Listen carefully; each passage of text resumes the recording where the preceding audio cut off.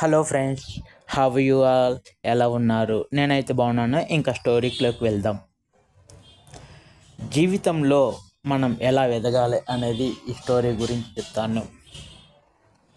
ఒక కుర్రవాడు ఒక కంపెనీలో ఉద్యోగం జాయిన్ అయ్యాడు.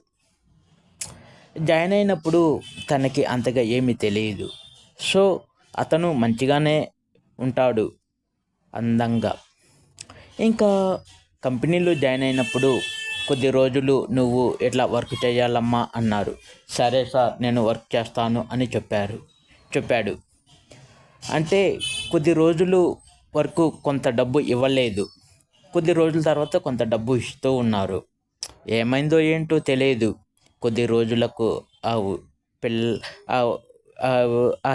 ఆ ఎంప్లాయీది జాబ్ పోయినది. ఇంకా ఏమైందంటే చేసేదేం లేక జాబు పోవడంతో చాలా దిగులుగా ఉన్నాడు. సరేలే, జాబేగా పోయింది అని మరొక జాబ్లో జాయిన్ అయ్యాడు. ఇంకా అట్లా మరొక జాబ్లో జాయిన్ అయ్యి చాలా హ్యాపీగా ఉన్నాడు. సో ఇందులో నేను చెప్పవలసిన నీతి ఏంటంటే, మనకి ఉద్యోగం లేదని